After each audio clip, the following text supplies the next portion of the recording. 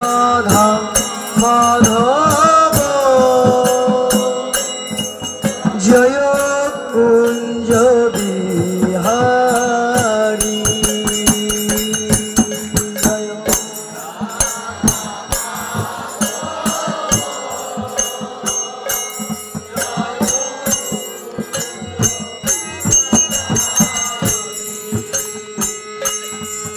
জয় গোপী জন বল্লভ একটু মোটা মোটা গোপী জন বল্লভ জয় গিরিবর ধারী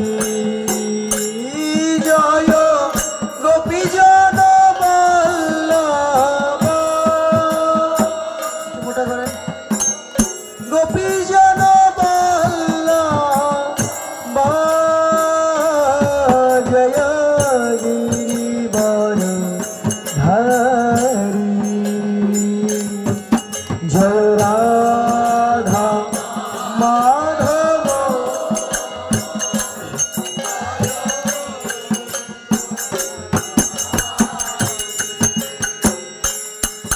জয় রাধা মাধব জয় কুঞ্জ বিহারী জয়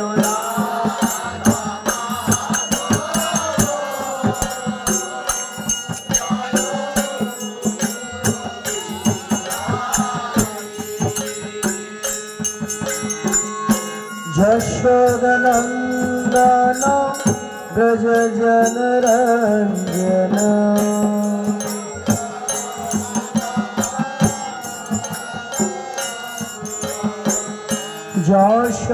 যশোদনন্দন ব্রজ জনরঞ্জন হরিবল হরিবল ক্লিয়ার হলো না সব যশোদানন্দন ব্রজ জনরঞ্জন একটু কমিয়ে দেন যশোদানন্দন ব্রজ জনরঞ্জন যশোদানন্দন যমুনা তীর বনচারী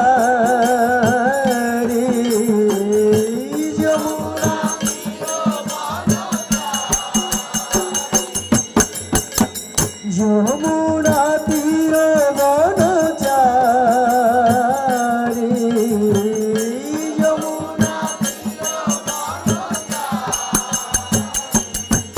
জয় রাধা মাধব জয় কুঞ্জ বিহারী জয়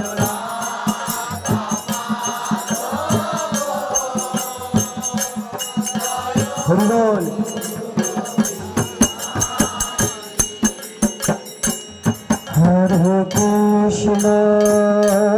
হরে কৃষ্ণ কৃষ্ণ কৃষ্ণ হরে হরে হরে রাম হরে রাম রাম রাম হরে হরে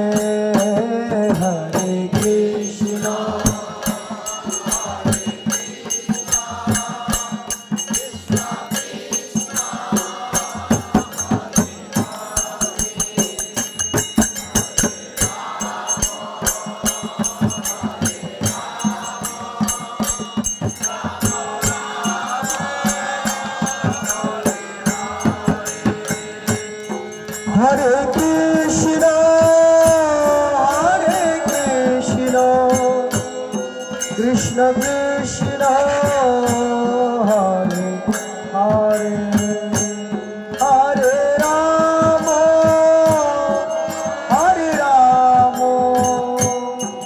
রাম রাম হরে হরে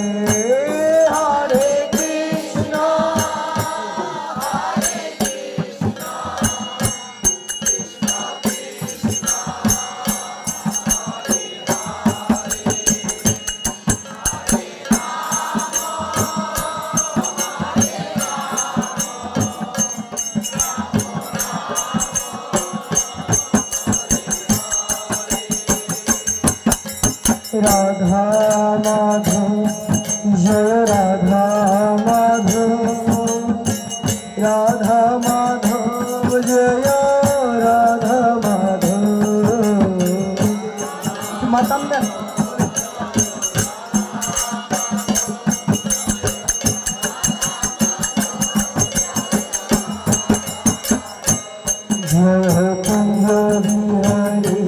जय कुंज बिहारी जय कुंज बिहारी जय कुंज बिहारी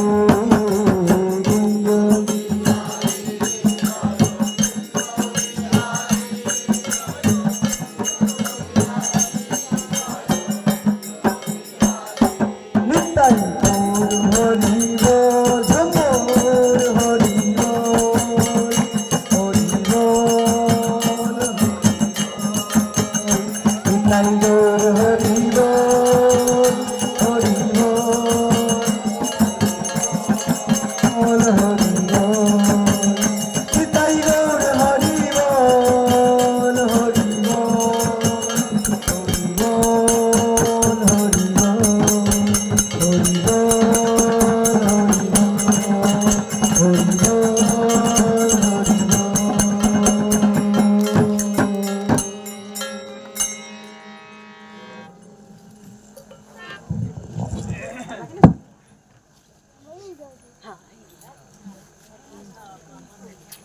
हरि बोल हरि हरि बोल चिकन এবার চিকন হরি বল জয় নিতাই জয় গুরু জয় রাধেশ্যাম রাধা মাধব কীর্তন শেষে এবারে আসুন আমরা যার যার গুরুমূর্তি গুরু চিত্রপট হৃদয়ে ধারণ করে হৃদয়ে ধ্যান করে আপন আপন গুরু কৃপা সিদ্ধি ধারণ করে মঙ্গলাচরণের মধ্যে দিয়ে ভাগবতী হরি কথা কৃষ্ণ কথায় প্রবেশ করবো আর একটু হাই বাড়বে হরি বল জয় নিতাই জয় গুরু জয় রাধেশ্যাম জয় মহাপ্রভু গৌর হরি বল হরি বল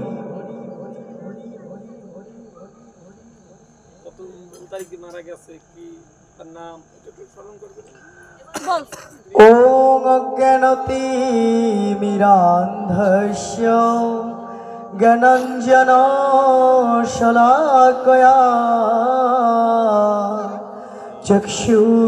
চক্ষুরুন্মৃतं যেন তস্मै শ্রী গুরুবে নমঃ गुरु ब्रह्मा गुरु विष्णु गुरुदेव महेश्वर गुरुदेव परम ब्रह्म तस्मै श्री गुरुवे नमः अखंडमंडलाकारं व्याप्तं येन चराचरम्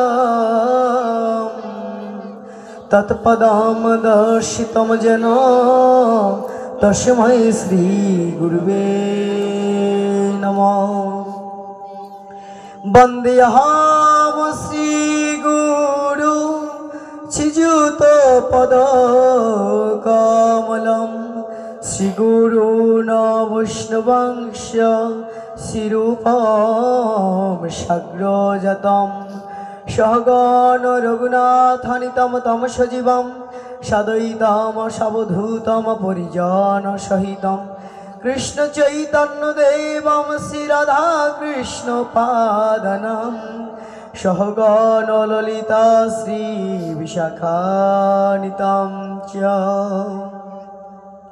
पिता स्वर्ग पिता धर्म पिता हि परमन्तप पितरी प्रीतिमापन्ने प्रियन्ते सर्वदेवता माता जननी धरित्री दयाद्रारी दयासती देवी भोरमणि श्रेष्ठा निरोधशा सर्वदुःख हरा सर्वमंगल मंगल्ये शिवे सर्वथ साधिके शरण्ये त्र्यंबके गौरी नारायणी नमोस्तुते सर्वमंगल नमो महावदन्नाय कृष्ण प्रेम प्रदायते कृष्णाय कृष्ण चैतन्य नामने गौरीतिशे नमो नमो नित्यानंद नमस्तुभ्यं प्रेमानंद प्रदायिने कौलकल्मोषनाशनं जनुबपतये नमो मुखं करोति वाचलं पंगुं लंघयते गिरिं यात कृपातमहं वन्दे परमानंदो माधव नमो ब्रह्मांड देवाय गो ब्रह्मांड हिताय च जगद्धिताय कृष्णाय गोविंदाय नमो नमो पंचतत्वात्मकं कृष्ण भक्त रूप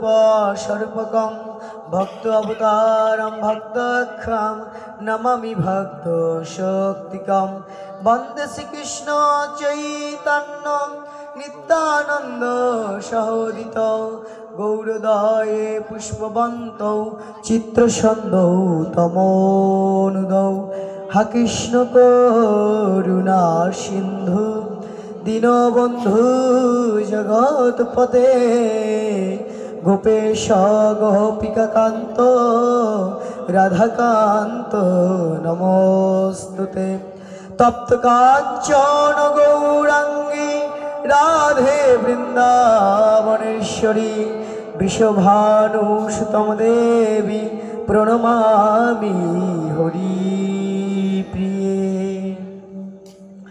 जय क्षीरूप सनातन भट्ट रघुनाथ श्रीजीव गोपाल भट्ट ओनार काछे दिन दास रघुनाथ अपनी करतालटा धरेन क्षीरूप सनातन भट्ट रघुनाथ श्रीजीव गोपाल भट्ट दास रघुनाथ এই ছয় গোসাইরি করি চরণ বন্দন যাহা হতে বিঘ্ন নাশ অভীষ্ট পূরণ এই ছয় গোসাইরি করি চরণ বন্দন যাহা হতে আরে এই ছয় গোসাই যাবে বোঝে কইলেন বাস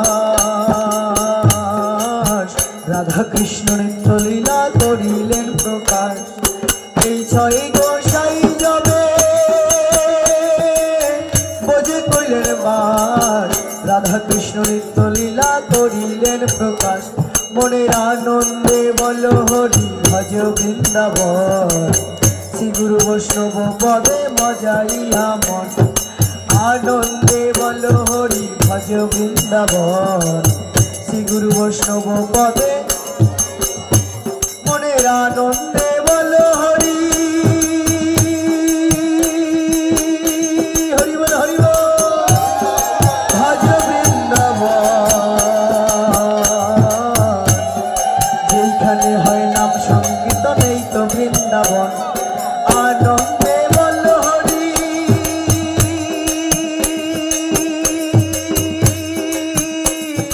ভজ বৃন্দাবন সাধু গুরুর আগমনে এই তো বৃন্দাবন আনন্দে বল হরি ভজ বৃন্দাবন শ্রী গুরু বৈষ্ণব পদে মজাইয়া মন আনন্দে বল হরি ভজ বৃন্দাবন শ্যামকুণ্ড রাধা কুণ্ড গিরি গোবর্ধন হরে কৃষ্ণ কৃষ্ণ কৃষ্ণ হরে হরে হরে রাম রাম রাম হরে হরে হরে কৃষ্ণ কৃষ্ণ কৃষ্ণ হরে হরে हरे कृष्ण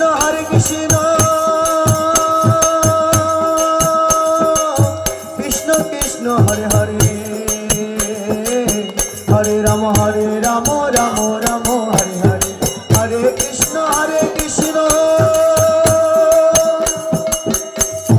कृष्ण कृष्ण हरे हरे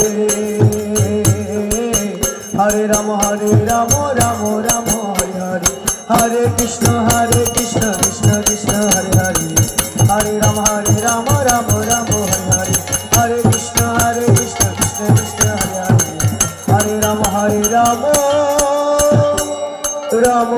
রাম হরে হরে।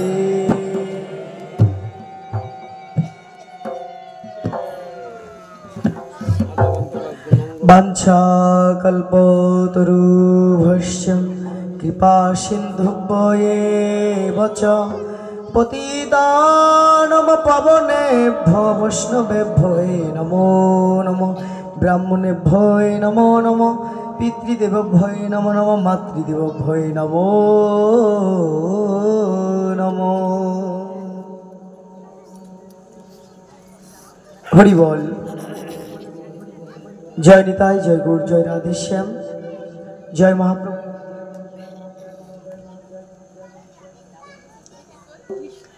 জয় নিতাই, জয় গৌর, জয় রাধেশ্যাম, জয় মহাপ্রভু।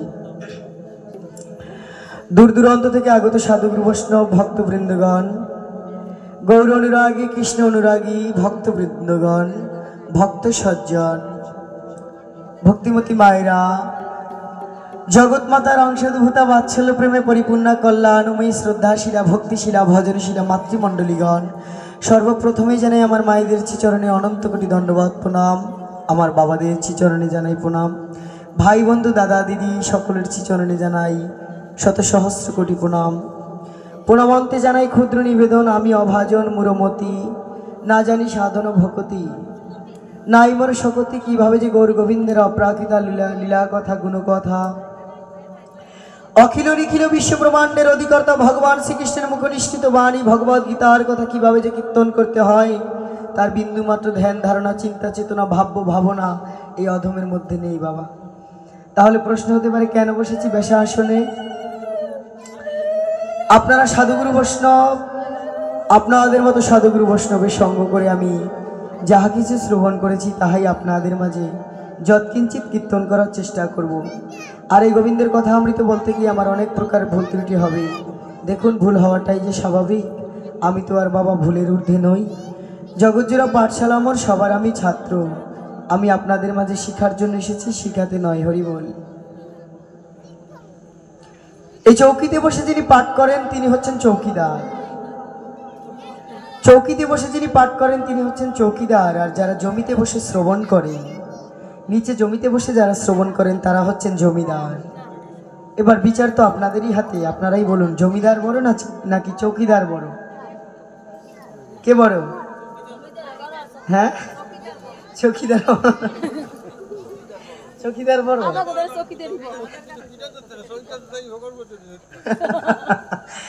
চৌকিদার বড় নয়, জমিদারই বড়।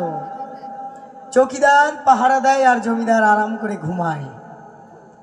তো দেখুন, যে স্থানটিতে আপনারা বসে আছেন সেই স্থানটি হচ্ছেন সাক্ষাৎ আমার গৌরাঙ্গ মহাপ্রভুর স্থান।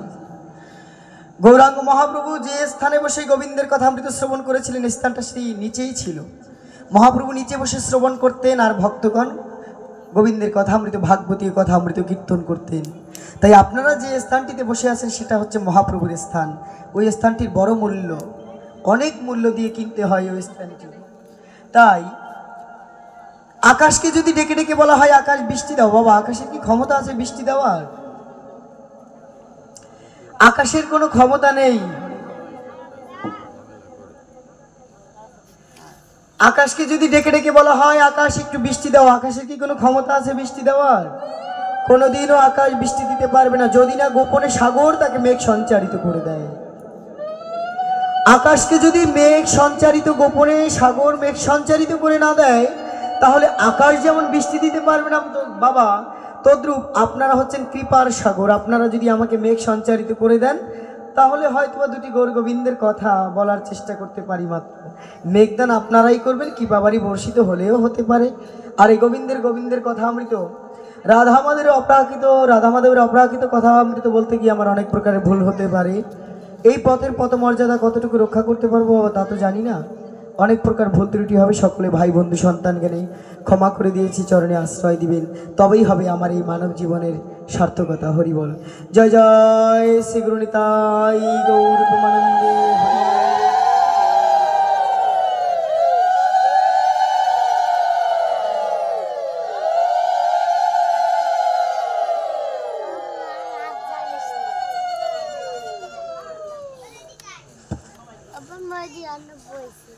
তাই আজ কাশী কাঞ্চমন্তী দ্বারা মথুরাপুরী শ্রী শ্রীধাম বৃন্দাবন নীলাচল প্রভৃতি তীর্থ ভ্রমণে, গঙ্গা যমুনা সরস্বতী প্রভৃতি তীর্থ অবগাহনে বা স্নানে যাদৃশম পুণ্য তাদৃশম পুণ্যাদপি পুণ্যম শ্রী শ্রীমদ গ্রন্থরাজ ভাগবত কথা, হরি কথা, কৃষ্ণ কথা শ্রবণে।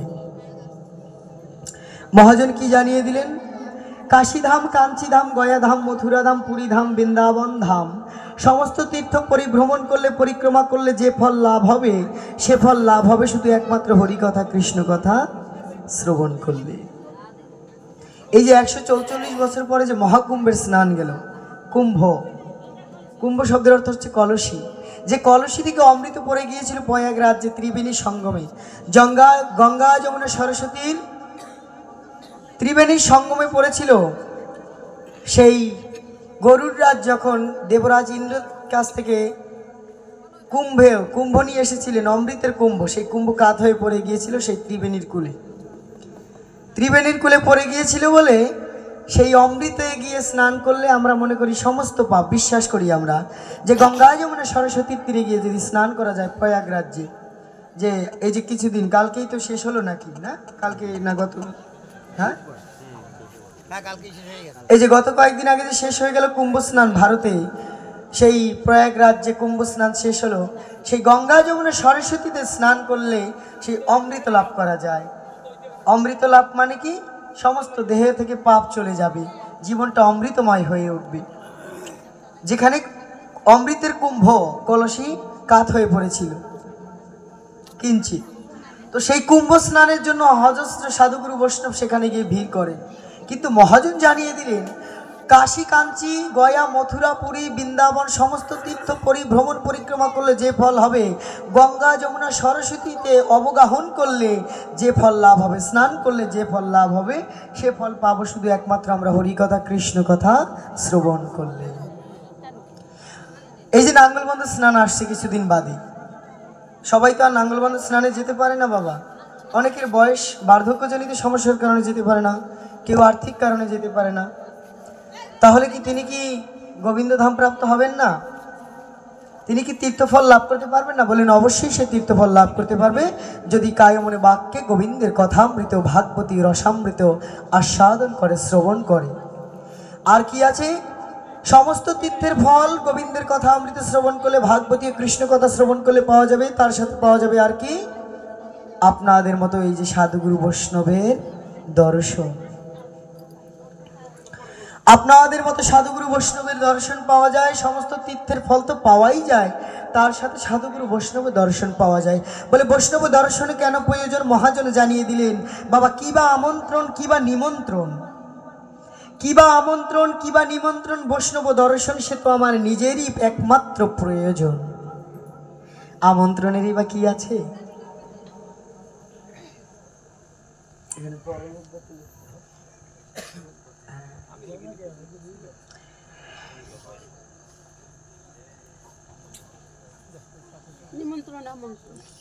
কিবা আমন্ত্রণ, কিবা নিমন্ত্রণ, বৈষ্ণব দর্শন এ তো আমার নিজেরই প্রয়োজন। আমার নিজের কেন প্রয়োজন বৈষ্ণব দর্শন করা?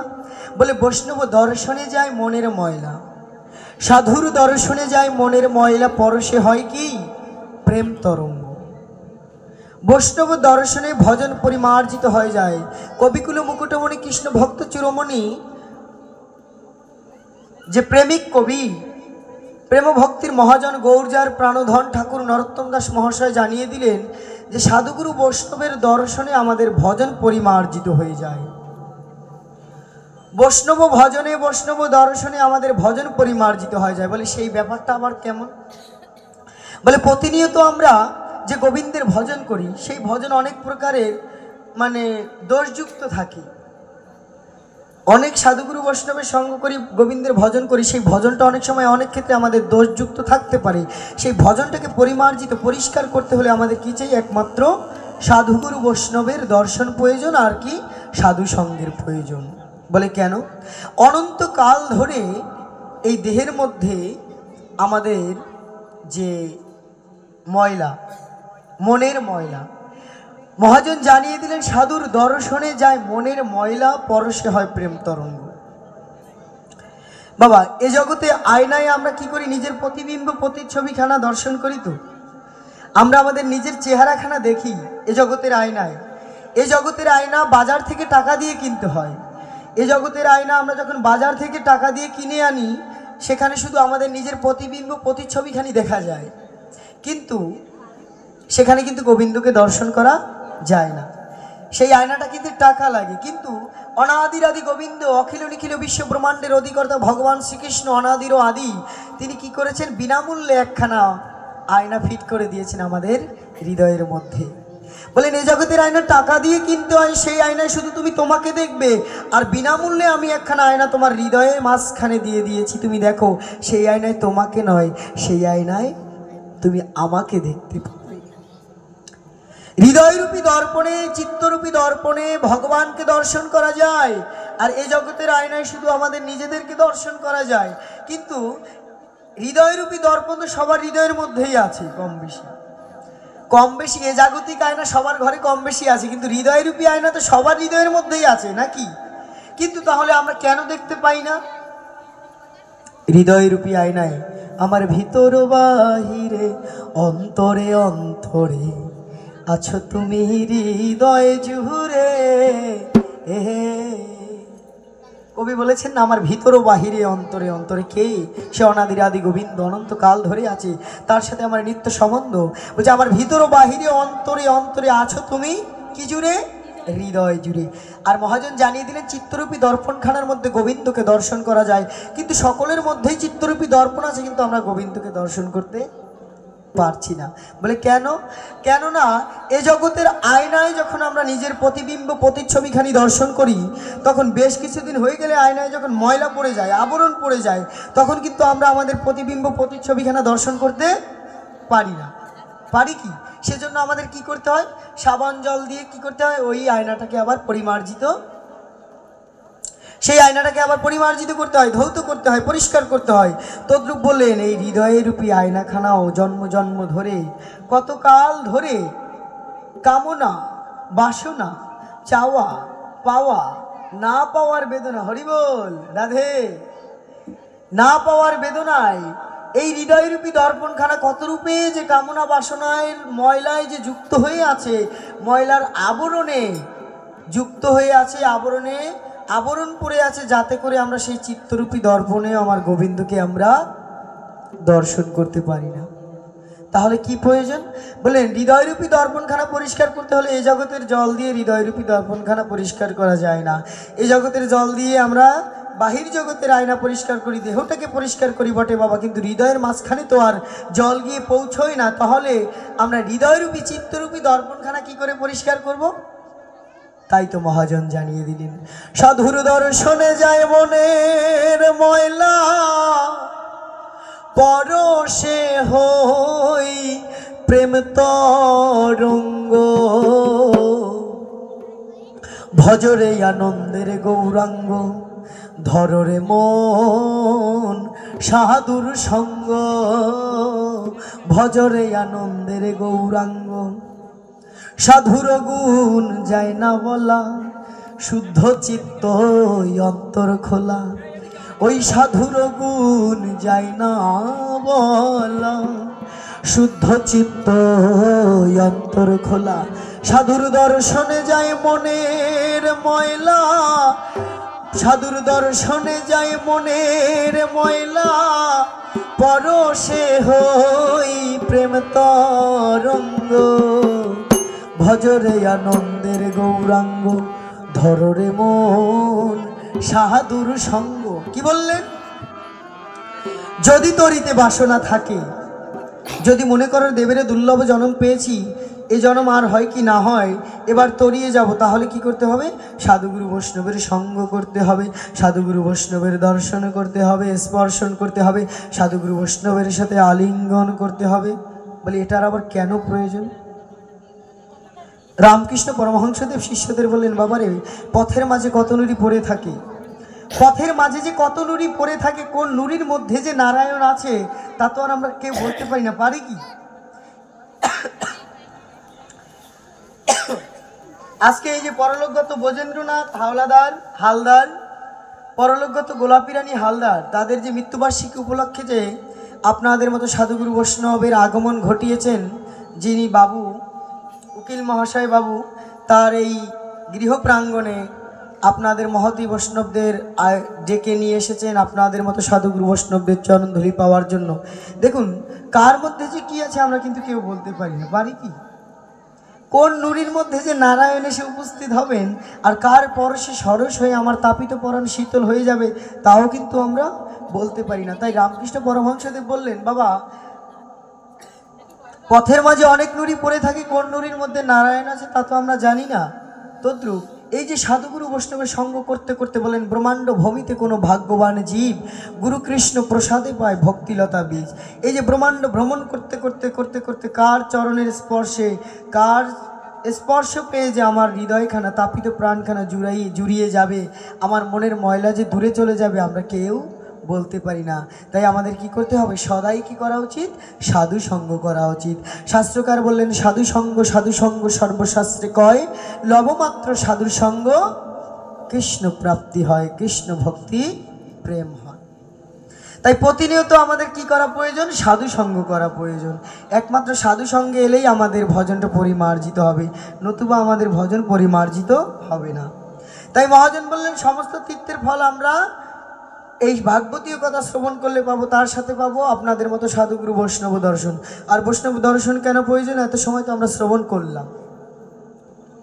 ইহা জানিতে পেরে একদা নৈমিষারণ্যে আগত মুনিগণ বিস্তৃত পুণ্যে ৬০ সহস্র, আজকে ৬০,০০০ মুনি ঋষি সমাগত হয়ে আজকে ভৃগু নন্দন শ্রোতা রোমহর্ষক নন্দন নন্দন চরণ পরায়ণ পরম কারণিক সুতমণি বক্তা।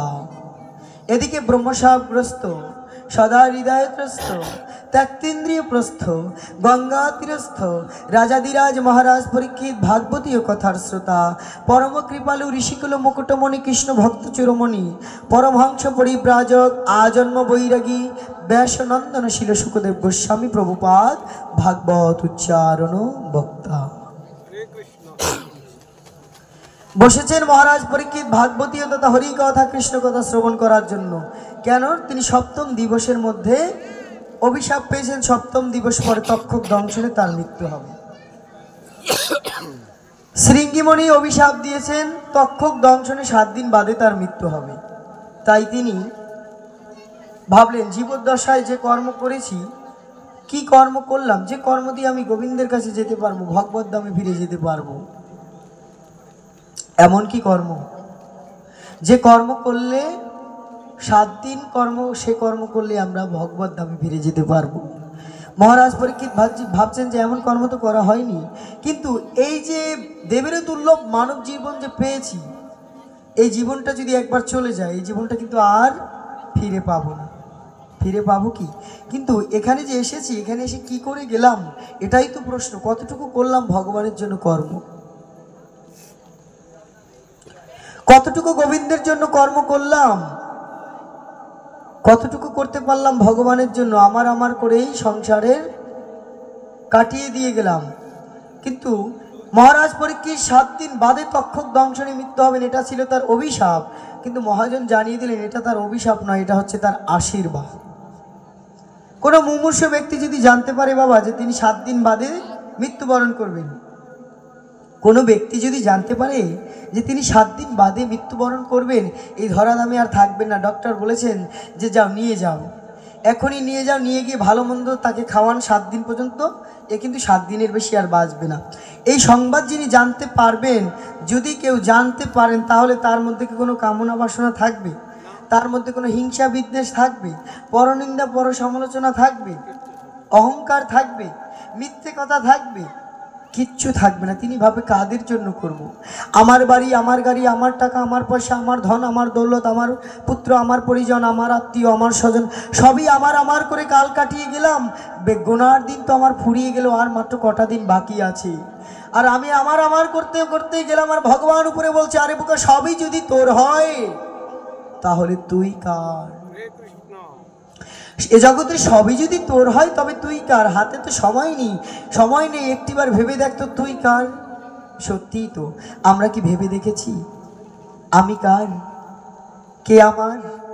জীব ভাবে না কখনো, আমি তো ভাবি না আমি কার, আমি বাকে, আমার মনটা বাকে, আজও পারলাম না আমার মন রে চিনিতে, পাগল মন রে, মন কেন এত কথা বলে, ও পাগল মন, মন রে, মন কেন এত কথা বলে।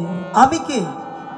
সনাতন গোস্বামী মহাপ্রভুর কাছে জিজ্ঞেস করেছিলেন, প্রভু আমি কে, কোথা থেকে আসলাম, কোথায় বা যাব, কি আমার কর্ম, আমি কেন দুঃখ ভোগ করছি, কে আমি, কেন মরে যারে তাপত্রয়, ইহা না জানিলে জীবের কই সেহিত হয়। তুমি কৃপা করে বলো প্রভু আমি কে। এই তত্ত্বটি যদি আমরা একটিবার জানার চেষ্টা করি তাহলেই আমরা জীবনে কিছু উপলব্ধি করতে পারবো। ভজনটা উপলব্ধির বিষয়, ভজনটা কিন্তু লোক দেখানোর বিষয় নয়, ভজনটা মূলত উপলব্ধির বিষয়। আর এই ভজনকে উপলব্ধি করতে গেলেই আমাদের ভাবতে হবে আমি কে। সকাল থেকে সন্ধ্যা অবধি ছুটে চলছি কেন? কর্ম করার জন্য নাকি? সকাল থেকে সন্ধ্যা অবধি কেন ছুটে চলি আমরা? কর্ম করার জন্য। কর্ম করি কেন? অর্থ ইনকাম করার জন্য। এবার অর্থ ইনকাম করি কেন? কেন করি অর্থ? খাওয়ার জন্য নাকি? খাই কেন? বেঁচে থাকার জন্য। বেঁচে থাকি কেন? একটু শান্তিতে থাকার জন্য, একটু সুখে থাকার জন্য। যারা সুখে নেই তারা বলে আমি না মরে বেঁচে আছি, মরে গেলেও ভালো হতো। তার মানে সুখটাই মুখ্য বিষয়। তো শ্রীমদ্ ভগবদ গীতায় ভগবান বলছে এই জগৎটা হচ্ছে দুঃখালয় অশাশ্বতম।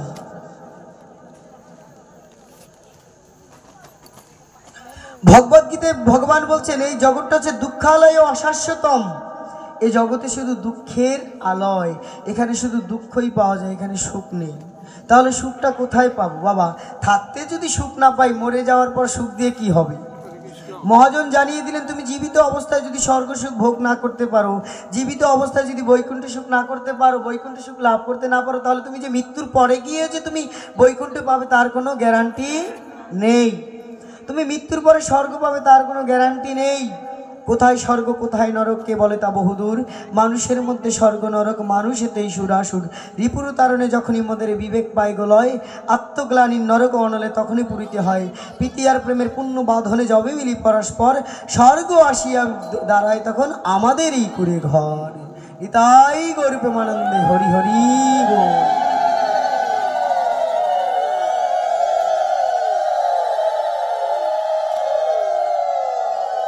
তো স্বর্গ সুখ বৈকুণ্ঠ সুখ মহাজন জানিয়ে দিলেন তুমি যদি সেটা জীবিত অবস্থায় ভোগ না করতে পারো তাহলে মৃত্যুর পরে যে তুমি স্বর্গ পাবে এমন কোনো গ্যারান্টি নেই। তাহলে প্রশ্ন, গীতায় যে ভগবান বলেছেন জগৎটা আছে দুঃখালয় অশাশ্বতম, এখানে শুধু দুঃখই আছে, দুঃখ পেলে তাহলে আমি স্বর্গ সুখ ভোগ করবো কিভাবে, আমি বৈকুণ্ঠের সুখ লাভ করবো কিভাবে? বলেন সুখ আছে কোথায়? এখানেই তো প্রশ্ন, সুখটা কোথায় আছে? আমরা এত কিছুর জন্য ছুটে চলি একটু সুখে থাকার জন্য, আদৌ কি এত কিছুর পিছনে সুখ আছে? বলে সুখ তাহলে কোথায় আছে? সুখ আছে হরি কথায়, কৃষ্ণ কথায়, গোবিন্দের কথামৃতের মধ্যে প্রকৃত সুখ নিহিত আছে। সুখ আছে কৃষ্ণ কথায়, যে কথা শুনলে জুড়াই হৃদয়ের ব্যথা, সে কথা হচ্ছে হরিণে হরি কথা, কৃষ্ণ কথা।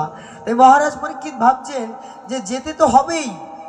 জন্ম যার হয়েছে, ভগবান শ্রীমদ্ ভগবদ গীতায় বলেছে জন্ম যার হয়েছে মৃত্যু তার অবসম্ভাবী, আর মৃত্যু যার হয়েছে জন্ম তার অবসম্ভাবী, তাকে ফিরে আসতেই হবে। পুনরপি জননম পুনরপি মরণম পুনরপি জননী জঠরে শয়নম, আবার পুনরায় ফিরে আসতে হবে। কিন্তু ফিরে তো আসবো, কিন্তু এমন মানবকুলে কি ফিরে আসতে পারবো? মানুষ হয়ে যদি মানুষের কর্ম আমরা না করতে পারি তাহলে কি আবার মানবকুলে আসতে পারবো? প্রতি জন্মে জন্মে কুকুর বিড়াল কীট পতঙ্গ সমস্ত কিছুর জীব জন্তু স্থাবর জঙ্গম যত জন্ম হয়েছে আমাদের, প্রতি জন্মে জন্মে কিন্তু পিতামাতা ছিল, বাবাও ছিল মাও ছিল, প্রতি জন্মেই পিতামাতা ছিল, প্রতি জন্মেই আমি জন্ম পেয়েছি, মাতৃ জঠরে শয়ন করেছি। কিন্তু এই যে দেবেরও দুর্লভ মানব জীবন পেয়েছি, মহাজন বললেন অনন্তরূপ সৃষ্টি করেছেন সাই, বুঝি মানবের চেয়ে উত্তম আর কেহ নাই। ভগবান অখিল নিখিল বিশ্ব ব্রহ্মাণ্ডের অধিকর্তা, সমস্ত কিছু সৃষ্টি করেছেন, তার মধ্যে সর্বশ্রেষ্ঠ সুন্দর সৃষ্টি হচ্ছে এই যে মানুষ। বলে মানুষের যে সুন্দর সৃষ্টি আর জগতের মধ্যে নাই, তাই দেব দেবতাগণ ওই মন্দিরের দেবতাও ভগবানের কাছে বাসনা করে, হে গোবিন্দ, হে গোবিন্দ, আমাকে তুমি যদি একটু মানবকুলে পাঠিয়ে দিতে, তাহলে এহেন সাধু গুরু বৈষ্ণবের সঙ্গ করতে পারতাম, তোমাকে আমি জানতে পারতাম, তোমাকে আমি লাভ করতে পারতাম। কিন্তু আমি হয়েছি দেবতা, দেবতার গুণে আমি অহংকারে আমি মত্ত হয়ে গিয়ে তোমাকেও চিনতে পারি না কখনো। পেরেছিলেন কি সৃষ্টিকর্তা ব্রহ্মা ভগবানকে? বৃন্দাবনে ভগবান লীলা করেছেন, শ্রীদাম সুদাম দাম্ব সুদামকে নিয়ে গোটো খেলায় খেলেছেন। ব্রহ্মা গিয়ে ভাবছেন, এ কি, এ কেমন ভগবান? ভগবান কি আবার ছোট ছোট বাচ্চাদের কাঁধে চড়ায় নাকি? যিনি নিখিল বিশ্ব ব্রহ্মাণ্ডের অধিকর্তা, তিনি কিনা সখাদের কাঁধে চড়াচ্ছে, গরু নিয়ে খেলা করছে, এ কেমন ভগবান? দেখুন, মতিভ্রষ্ট হলে যা হয়, দেবতারও মতিভ্রষ্ট হয়ে যায়, দেবতারাও ভগবানকে চিনতে পারে না। তাই বলে এ কেমন ভগবান, সখাদের কাঁধে চড়াচ্ছে, এ কেমন ভগবান? তিনি কি করলেন? সমস্ত সখাদের হরণ করে নিয়ে গেলেন, গাবি হরণ করে নিয়ে পাহাড়ের একটা গুহার মধ্যে লুকিয়ে রাখলেন। ভগবান শ্রীকৃষ্ণ বুঝতে পারলেন ব্রহ্মা এসেছেন, সৃষ্টিকর্তা ব্রহ্মা, চতুর্মুখী ব্রহ্মা এসেছে বৃন্দাবনে আমাকে পরীক্ষা করার জন্য। তার চারটা মুখ, তিনি চার মুখে কীর্তন করে বাবা।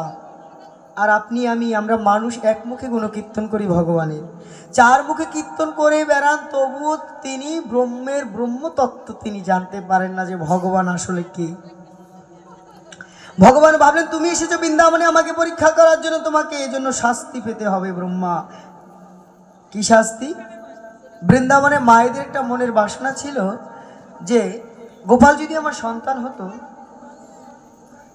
গোপাল তো নন্দরানীর সন্তান, গোপাল যদি আমার সন্তান হতো, ওই শ্রীদামের মা, সুদামের মা, দামের মা, বসুদামের মা, মধুমঙ্গলের মা, সবাই মনে মনে ভাবতো কৃষ্ণ যদি আমার সন্তান হতো, ওকে যদি আমি সন্তান রূপে পেতাম। তো ভগবান কি ভক্তবৎসল ভগবান, তিনি কি করেন? সকল ভক্তের মনোবাসনা পূর্ণ করেন। তাই বলছে সকলের মনোবাসনা একদিন আমি পূর্ণ করব। কোন দিন? যেদিন সৃষ্টিকর্তা ব্রহ্মা সমস্ত গাভী এবং গোবৎসদের হরণ করে নিয়ে যাবে, সেদিন এক কৃষ্ণ থেকে সমস্ত সখাগণকে তিনি তৈরি করলেন।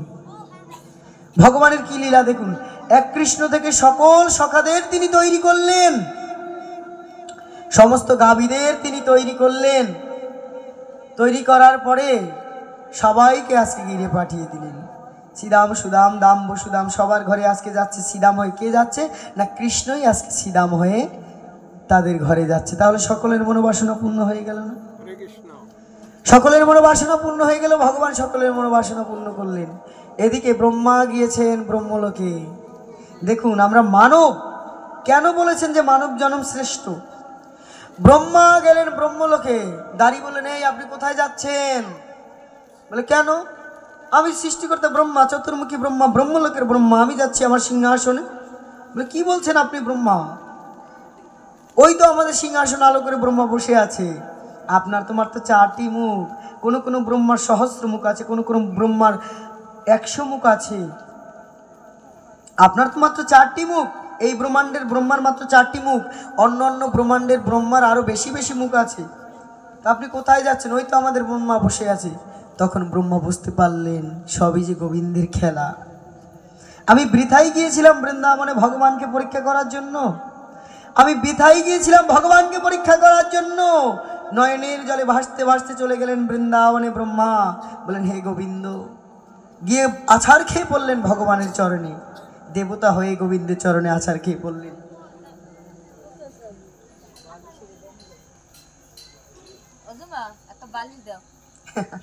হরিবল, পাটা মানে অনেক সময় বসে থাকলে একটু ধরে যায় তো। রাধে তো বলি বৃন্দাবন বিহারী লাল কি, রাধা রানী কি। সবাই তো জয় দিচ্ছে না, ঘুম পাচ্ছে কি? আচ্ছা, তাহলে আবার দেখি কে কে জয় দেয়, কে কে জয় দিচ্ছে না। বলি বৃন্দাবন বিহারী লাল কি, রাধা রানী কি, ভক্তবৃন্দ কি, হরি বল।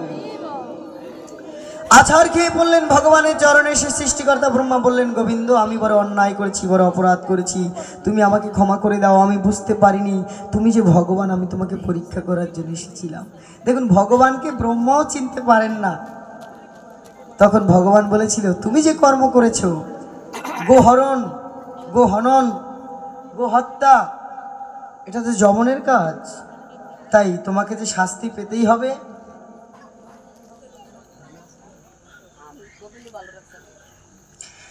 বললেন, তুমি যে কর্ম করেছো সে কর্মের জন্য তোমাকে ফল ভোগ করতে হবে।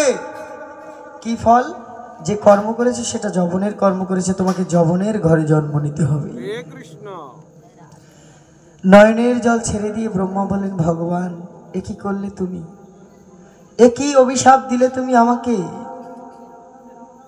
আমি অন্যায় করেছি প্রভু, কিন্তু যে কুলে তুমি আমাকে পাঠাতে চাইছো সে কুলে গেলে আমি যে তোমাকে একেবারেই ভুলে যাব। ভুলিয়া তোমার এই সংসারে আসিয়া পেয়ে নানাবধি ব্যথা, তোমার চরণে আসিয়াছি প্রভু, বলিব দুঃখের কথা। তুমি যে জন্মে যে কুলে আমাকে পাঠাতে চাচ্ছ সেখানে গেলে আমি তো তোমাকে ডাকতে পারবো না।